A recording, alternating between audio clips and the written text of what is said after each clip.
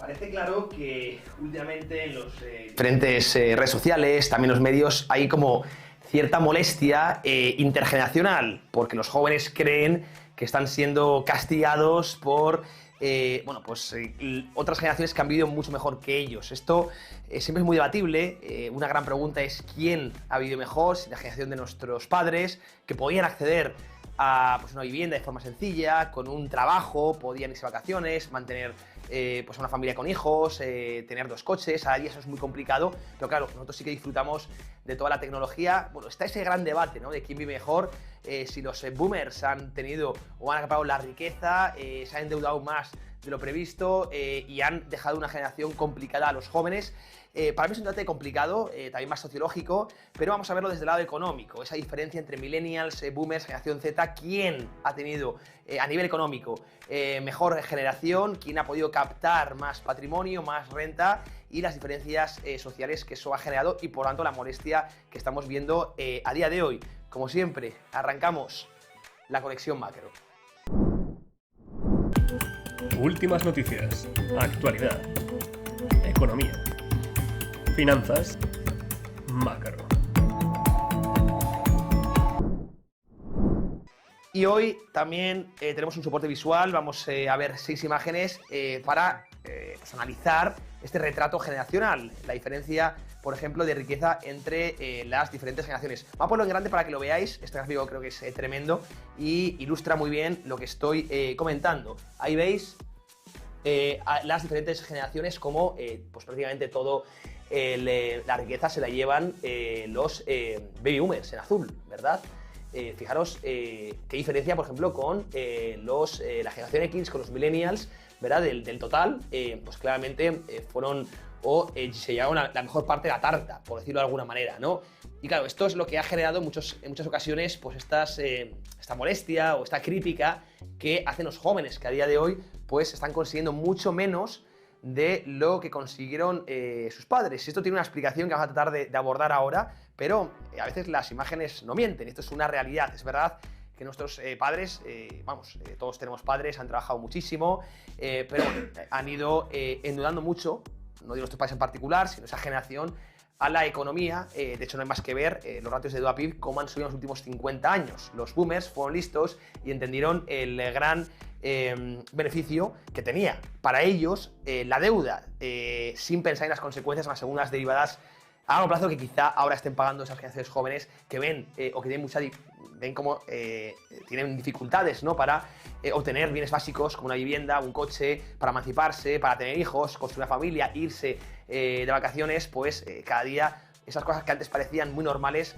pues quizá ahora sean como un bien de lujo o se pueda ver en ciertas partes de la sociedad, ¿no? Bueno, esto es como la diferencia de riqueza, ¿no? Como ellos pues acapararon mucho más. Y como digo, la clave, la explicación, evidentemente, es la deuda. Fijaos la siguiente imagen, vamos a ponerla. Se ve perfectamente cómo desde el año 71, vamos a ponerlo en grande para que lo veáis, que fue la ruptura del patrón oro. Esto no es casualidad. Cuando entramos en el sistema del dinero deuda, recordad, Nixon 71 rompió el patrón oro dólar y entramos en el sistema actual de dinero deuda, ¿no? Y aquí fijaos la brecha que hubo entre productividad y salarios, ¿no? Antes iba de la mano, salarios y productividad, los salarios, la productividad se compensaba, digamos, por decirlo de alguna manera, ¿no? A partir del año 71, justo esa generación de boomers, pues digo que no tienen ni mucho menos la culpa, pero bueno, se aprovecharon, digamos, también de esta ruptura del patrón y de la deuda. Es cuando, ya fue muy complicado enriquecerse en base a salarios. Ya la productividad no era compensada como antes, iba en paralelo, ¿verdad? ¿Por qué? ¿Qué se explica esto? Pues evidentemente la deuda diluye, ¿verdad? Pues esa correlación que hay entre productividad y salarios, y bueno, se ve claramente cómo se desvió el camino de una forma brutal. Y bueno, pues aquí entramos en un tablero diferente. Antes, bueno, pues se construía un patrimonio a través de los trabajos, a través de las rentas, y a partir del 71 el patrimonio, no digo que haya que dejar de trabajar ni mucho menos, pero sobre todo se construye a partir de los activos, a partir de las inversiones, siendo propietario, en este caso, de vivienda, de acciones, de activos financieros, etcétera, etcétera, ¿no? Ahí cambió el rol de ser trabajador a ser propietario, y todo esto, insisto, con esa ruptura del patrón oro-dólar, que tenía un corsé monetario al sistema de dinero y deuda, a la estafa del el sistema del dinero fiat, ¿verdad?, que tenemos a día de hoy. Los boomers, bueno, de todo esto se aprovecharon porque en su día acceder a estos activos financieros era barato, el precio de la vivienda era barato, el S&P 500, fijaros, en el año 2000, bueno, pues cotizaba por abajo de 1000 puntos, en Nasdaq pues ha realizado una barbaridad de esos años, es decir, pudieron comprarlo barato, tanto activos financieros como activos reales también. A día de hoy ha ido subiendo mucho, esto ha ido enriqueciendo a los que pudieron comprar barato y mantener esos activos siendo propietarios activos, y a día de hoy los que trabajan han visto que el salario ya no se ajusta a la productividad. De hecho, en términos reales, hemos visto como un estancamiento de los salarios en los últimos prácticamente 20 años. En España, por ejemplo, ha subido algo, pero muy poco. Sin embargo, el precio de los activos ha subido mucho, mucho. Había una brecha muy grande que ha favorecido a los que ya tenían, los que pudieron comprar hace 50 años, ¿no? En este caso, los boomers, que además han sido los que han provocado, o la generación boomer, la que se ha beneficiado de toda esta deuda. Por ejemplo, en España hemos pasado prácticamente de una deuda sobre PIB del 30% a una deuda sobre PIB del 110% actualmente.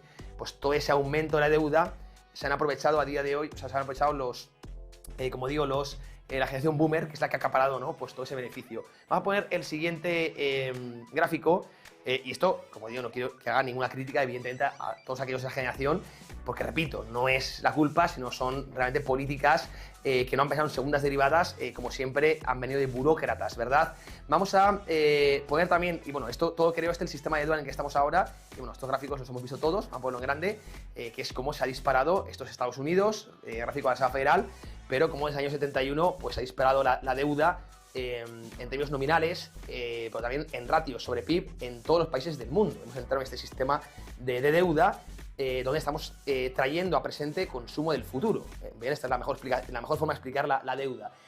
Y fijaros, desde el año 71, ahí lo marco, pues parte de la gráfica exponencial, ¿no?, que hemos tenido. Esto es deuda pública. Bien, claro, la deuda pública realmente es una hipoteca, como siempre digo, que en el presente te permite consumir más, pero claro, deja una obligación futura. La deuda siempre se traduce de tres maneras: o con subidas de impuestos, o con reducciones del gasto público, o con inflación. Y la inflación es una quita de deuda en términos reales. Bueno, hay una cuarta que es default, directamente no pagar la deuda, como por ejemplo ha hecho alguna vez Argentina, ¿no?, sin ir más lejos. Pero, claro, son esas cuatro consecuencias.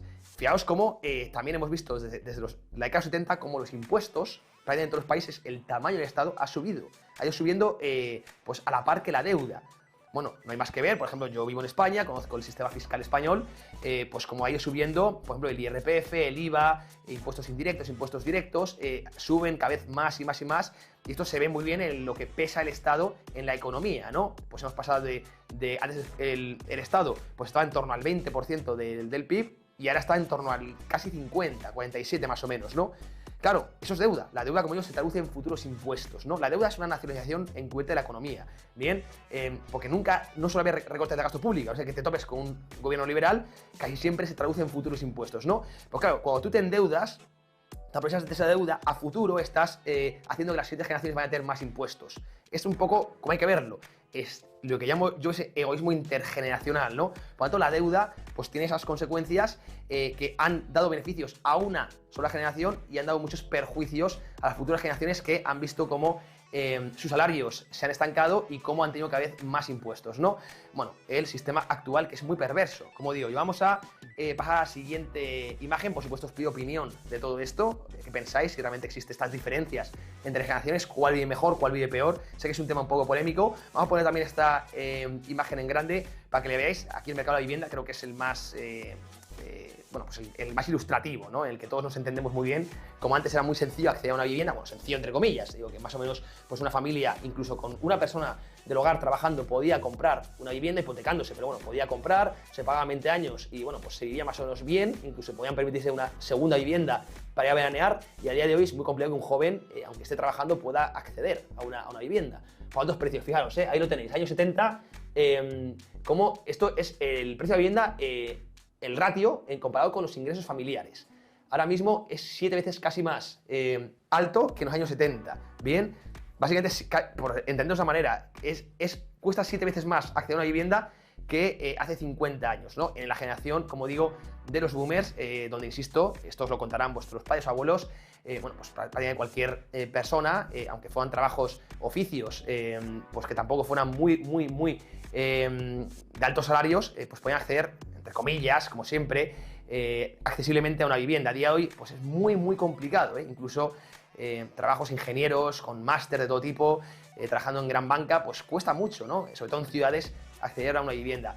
Esto es evidente, ¿no? Se ha encarecido mucho el precio, el precio en base a los ingresos familiares. Y esto es pura y duramente por ese sistema de deuda. Luego puede haber otros shocks de oferta, como que haya poca construcción, viene todo es demanda y oferta, ¿no? Tú puedes tratar de bajar el precio regulando o aumentando la oferta a la par que aumenta la demanda. Bueno, eso es un debate que ya hemos tenido aquí en Trading Pro, pero desde luego todo este desequilibrio se crea por esa deuda. Además, la vivienda es un bien de innovación cercano a cero, por lo tanto la inflación se nota mucho, y bueno, pues ha provocado esta inestabilidad, ¿no? A día de hoy en los jóvenes, y por tanto, pues ese beneficio que tuvieron, en este caso, la generación boomer. Los boomers fueron inteligentes porque supieron, creo que supieron, o muchos de ellos supieron, no sé si lo harían de forma consciente o inconsciente, supieron ser propietarios, aprovechando los bajos precios, mantener, y a día de hoy, ¿verdad? Los que quieren hacer esa misma estrategia lo tienen mucho más complicado, ¿no? Bueno, pues como digo, no sé si es de forma consciente o inconsciente, pero desde luego es un enseño más favorable el que tuvieron, ¿no? Vamos ya con la siguiente imagen, ya para ir cerrando, y como digo, hay que conocer el tablero. Y esto va a seguir así, es decir, lo que yo siempre digo es que hay que ser propietario. Lo que no se puede tratar es de vivir de las rentas, porque entonces vas a ver cómo los que son propietarios cada vez va a haber más brecha social, ¿no? Y aquí se ve muy bien, fijaros, este gráfico es brutal, lo he colgado varias veces en mi perfil de Twitter, porque creo que es tremendo cómo se va ampliando esa diferencia entre los que tienen los más ricos, ¿verdad?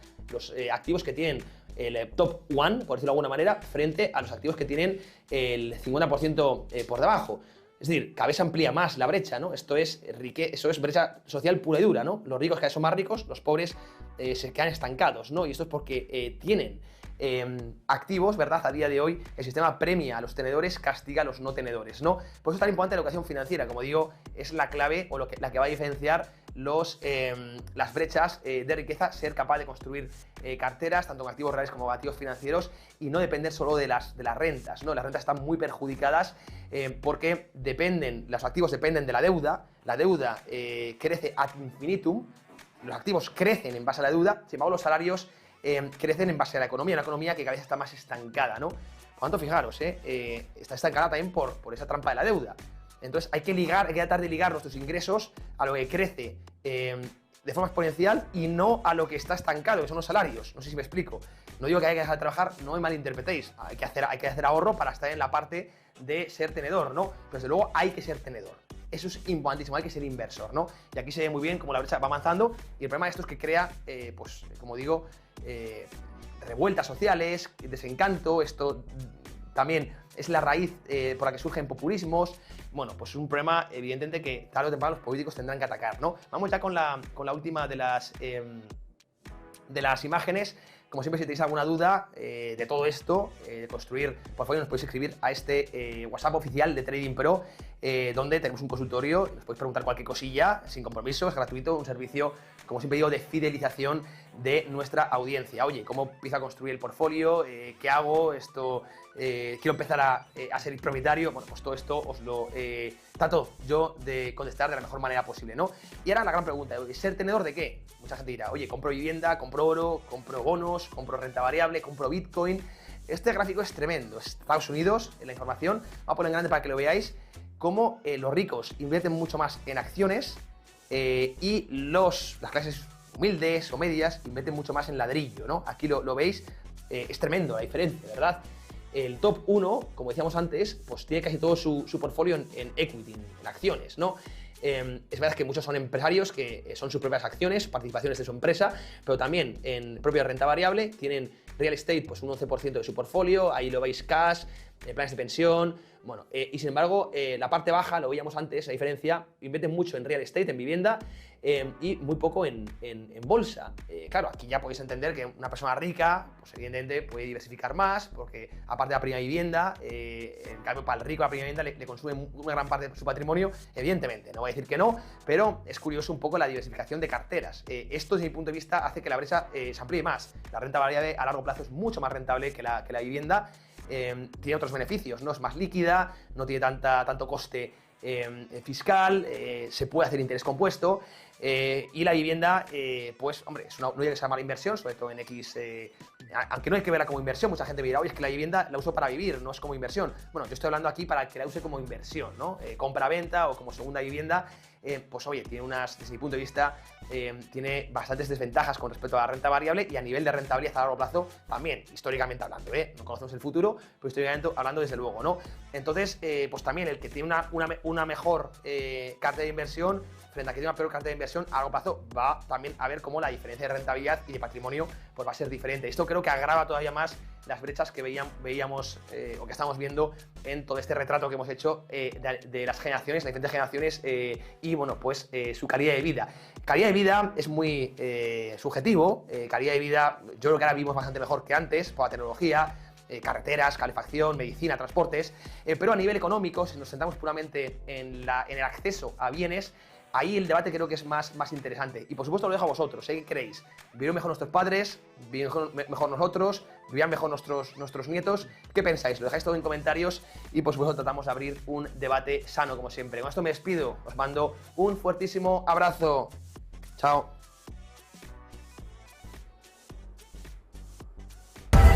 Inversión, bolsa, criptomonedas.